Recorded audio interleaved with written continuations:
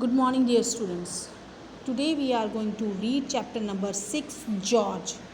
पर्यावरण पर कहानी है ये जॉर्ज किसी अंग्रेज का नाम नहीं है, बल्कि यह एक विशाल अजगर के बारे में जो ये कहानी है। चलिए पढ़ते हैं ये स्टोरी। जॉर्ज एक बड़ा सा भूरा मूषक सर्प है। मूषक सर्प मीन धार्मिन सांप जिसे कहते हैं, वो है एक बड़ा सा भूरे रंग का, मीन्स ब्राउन कलर का, अपनी जाति का एक उदाहरण। लगभग 2 मीटर लंबा, शायद उससे भी अधिक, कम से कम हमें तो ऐसा ही लगता है, क्योंकि जब जॉर्ज पास से गुजरता है तो मानो ख़त्म ही नहीं होता।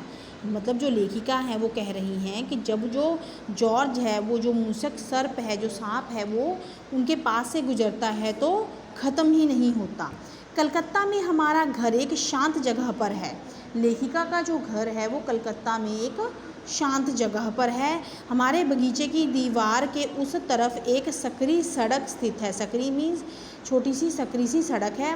यह सकरी सड़क वन प्रांत पर जाकर ख़त्म होती है, मतलब जंगल में जाकर ख़त्म होती है। इस सड़क के दोनों ओर मकान हैं और अधिक यातायात ना होने से यह बहुत शांत रहती है। मतलब बहुत कम वहाँ पर आबादी है लोगों की, तो यातायात के साधन, गाड़ियाँ जो हैं बहुत कम चलती हैं, इसलिए शांति रहती है।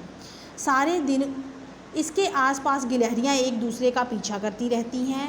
हमारे आसपास के पेड़ों पर अनेक प्रकार के पक्षी दिखाई पड़ते हैं।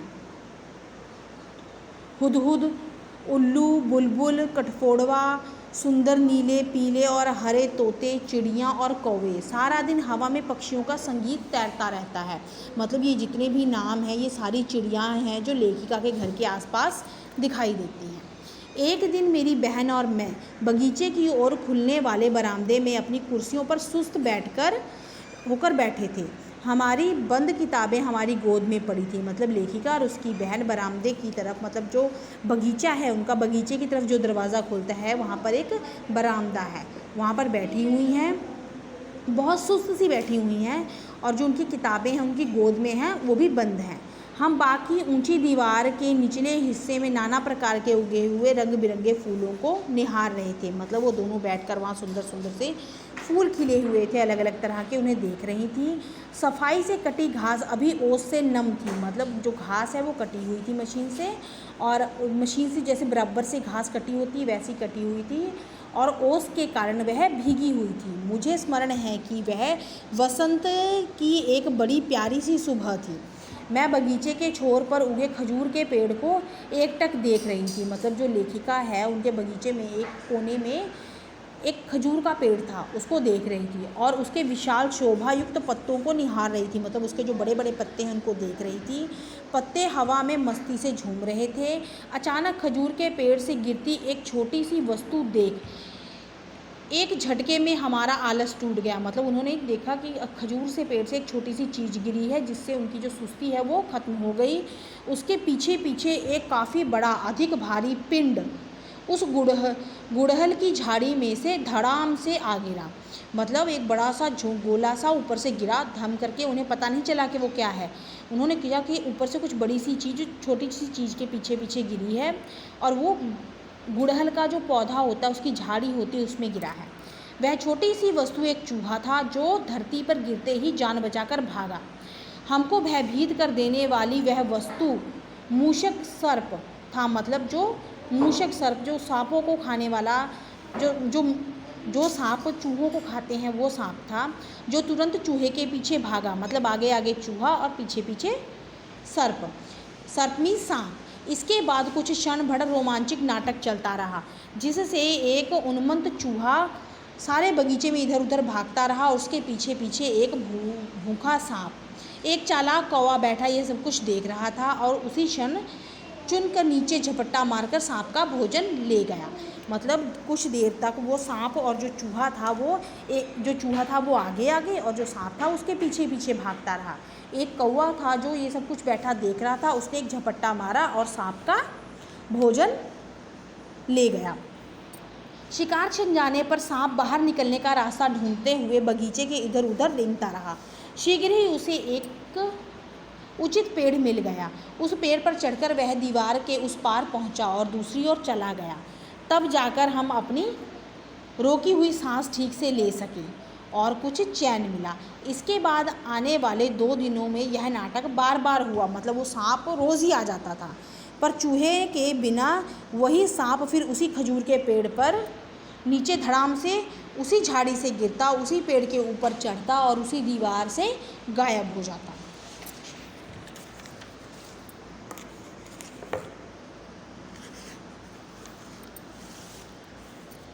तीसरी मुलाकात के बाद हमने उस सांप का नाम रखा जॉर्ज। मतलब लेखिका और उसकी बहन ने जब तीसरे दिन वो सांप फिर उनके बगीचे में आया तो उसका एक नाम रख दिया, नाम रखा जॉर्ज। आखिर ऐसे अक्सर आने वाले अतिथियों का कोई नाम तो अवश्य ही होना चाहिए। मतलब ऐसा जो कोई रोज़ ही हमारे घर आता है तो उसका नाम होना चाहिए, इसलिए उन दोनों ने उसका नाम रखा जॉर्ज। हमारे पिताजी ने बगीचे और उसके आसपास की जगह का बारीकी से निरीक्षण किया और पाया कि दीवार के पीछे की ओर उगने वाली एक बड़े कांटेदार झाड़ी की डाली हमारे खजूर के पेड़ से छूती थी। इस तरह जॉर्ज को सरलता से आने के लिए जगह मिल जाती थी। खजूर के पेड़ के शिखर पर चूहे का एक परिवार रहता था। मतलब जब लेखिका के पिता को पता चला कि एक रोज़ सर्प जो है उनके बगीचे में आ जाता है तो उन्होंने वहाँ पर देखा कि सांप कहाँ से आता है। तो उन्होंने देखा कि जो दीवार थी बगीचे के उसके बाहर एक झाड़ी लगी हुई थी और झाड़ी की जो टहनी है वह खजूर से टच करती थी और उसी झाड़ी से चढ़कर खजूर के पेड़ पर वो सांप चढ़ जाया करता था। उस दोषी डाली को कट जाने पर जॉर्ज के टपक कर आना छोड़ दिया। मतलब उस जो लेखिका के पिता थे उन्होंने उस डाली को कटवा दिया और अब जॉर्ज का आने का रास्ता बंद हो गया। अब उसने सही ढंग से अपने भेंट करने का निश्चय किया। वह सामने के फाटक से आने लगा। मतलब जो जॉर्ज था अब वो सीधे गेट से आने लगा। जॉर्ज पक्षियों के घोंसलों पर हमेशा छापा मारता था। एक दिन पक्षियों की क्रोधपूर्ण चीखों और आकर्षित होकर मैंने ऊपर देखा तो उसे जंगल के एक पेड़ की टहनी पर धीरे धीरे एक घोंसले की ओर बढ़ते हुए पाया। मतलब देखा कि पक्षी बहुत चहचहा रहे हैं तो लेखिका ने देखा कि वो जो जॉर्ज है, जो सर्प है, वो पेड़ की एक टहनी से रेंगता हुआ घोंसले की तरफ जा रहा है। 5-6 चिड़िया साहसपूर्ण उसके मुंह पर पंख फड़फड़ाते गुस्से से चीख उड़ा रही हैं। मतलब वो अपने बच्चों को बचाने की कोशिश कर रही हैं, जितनी भी चिड़ियाँ हैं। उन्होंने उसकी भूख पर नियंत्रण लगा दिया होगा, क्योंकि जब मैंने कुछ क्षण बाद देखा पुनः जॉर्ज गायब हो चुका था, या शायद गिर पड़ा होगा। उसे टपकने जाने की आदत तो थी ही। वर्षा में वह बहुत सक्रिय रहता, यद्यपि सर्दी में वह आलसी लगता था। वह हमें बहुत ही कम दिखाई देता था। कभी कभी हमें दीवार झाड़ी के ऊपर लिपटे धूप सेकते उसके दर्शन हो जाते थे। उसका भी एक परिवार था। घास में तेजी से रेंगती उसकी संक्षिप्त आकृतियाँ देखी। मतलब जब सांप ज़मीन पर चलता है, जब एक से ज़्यादा सांप ज़मीन पर चलते हैं तो उनके चलने के निशान होते हैं। उससे पता चलता था कि जॉर्ज जो था उसका एक परिवार भी है। फिर वसंत आया। हमारे जीवन में जॉर्ज का प्रथम नाटकीय आगमन हुआ। 1 वर्ष बीत चुका था। वह अब भी वहीं पास ही है। चीखने चिल्लाने की आवाज़ें से मैं बता सकती हूँ कि वह किधर होगा। मुखर्जी परिवार के घर से उठते कोलाहल के अनुसार वह वहाँ होगा। मतलब जो मुखर्जी है पड़ोस में रहते हैं, उनके परिवार में जो वहाँ के उनके आंगन में उनके पेड़ पौधों पर जो पक्षी हैं वो बहुत ज़ोर ज़ोर से चहचहा रहे हैं। इससे पता चलता है कि जॉर्ज उनके घर में हैं।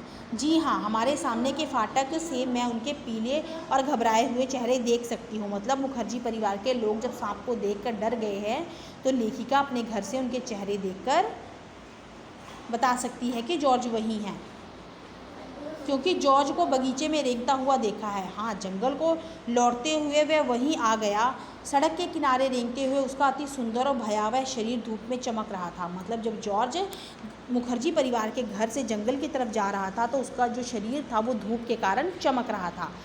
उसके आगे हमारे पड़ोसी का बूढ़ा गठिया ग्रस्त कुत्ता छाँव में ऊँघ रहा था। उसने जॉर्ज को देखा और युवा सा पुनः उसे उछलकर गुस्से से ज़रा सा भौंककर सरपट घर के अंदर भागा। उसके जकड़े हुए पैर ऐसे काम करने लगे मानो तेल पड़े हुए पिस्टन हो। मतलब पड़ोसियों का एक बूढ़ा कुत्ता जिसको गठिया हो चुका था, मतलब वो पैरों से चल नहीं पा रहा ठीक से, वो छाँव में बैठा हुआ ऊँघ रहा था। जब उसने जॉर्ज को देखा तो वो एक जवान कुत्ते की तरह उठता है और भौंकता है ज़रा सा, उसके बाद अपने घर के अंदर भाग जाता है। और ऐसा लग रहा था उस समय उसके जो पैर थे गठियाग्रस्त थे, जिससे वो चल नहीं रख सकता था। वो एक पिस्टन में जिस तरह तेल डाल दिया जाता है तेज़ी से चलने लगता है, वह वैसे ही भागने लगा। जॉर्ज आगे रेंगता गया और जंगल में प्रवेश कर गया। तुरंत बाद पौधों में अदृश्य हो गया। अलविदा जॉर्ज, अगली भेंट तक। गिलहरियों के एक परिवार को खुशी से पेड़ों पर खेलते देख मुझे याद आता है कि वह अतीत 7 वर्ष पहले, जब मैं और मेरी बहन छोटे बच्चे थे, हम घर से निकलकर दूर क्षितिज तक फैले हरे भरे खेतों में खेलने के लिए दौड़ा जाते थे। हम जंगली फूलों के गुच्छे, मतलब फूलों को तोड़कर उनके गुलदस्ते बनाते थे। लंबी ऊंची पंपा घास के झुरमुटों में छिपन छिपाई में खेलते और चुपके से नेवले के बच्चों को उधम मचाते देखते थे, मतलब बच्चों को खेलते हुए देखते थे। वे सुखद दिन थे जब बहुत कम मकान थे। रात को हम गीदड़ जो होते हैं वो रात को चिल्लाते थे तो वो सुनाई देता था। वे सब हरे भरे खेत लुप्त हो गए हैं। जहाँ पंपास घास हवा में झूमती थी वहाँ आज मकानों की पंक्तियाँ हैं, पंक्तियाँ ही पंक्तियाँ हैं और धुआं उगलने वाले कारखाने। अब नेवले बहुत कम दिखाई देते हैं और रात को गीदड़ भी नहीं बोलते। कहाँ गए वे सब? मुझे यकायक बहुत दुख होने लगता है, क्योंकि दूर कहीं निर्दयी कुल्हाड़ियों की आवाज़ सुनाई देती है। क्या लोग इस बचे हुए हरे भरे जंगल को भी साफ करने आ जाएंगे, पेड़ों को काटने और पौधों को उखाड़ने और अधिक मकान बनाने के लिए? यदि ऐसा करेंगे तो ये सब प्राणी कहाँ रह जाएंगे? इन्हें भोजन कहाँ से मिलेगा? पक्षी अपने घोंसले कहाँ बनाएंगे? क्या वे सब विलुप्त हो जाएंगे सदा के लिए? मतलब लेखिका अपने मन ही में सोचती है कि जिस तरह लोग मकान बना रहे हैं, जंगलों को काट रहे हैं, पेड़ पौधों को काट रहे हैं, तो उसके बाद जो पक्षी हैं, जो जानवर हैं, उनको रहने के लिए जगह कहाँ से मिलेगी? उन्हें भोजन कहाँ से मिलेगा? यह एक चिंताजनक स्थिति है।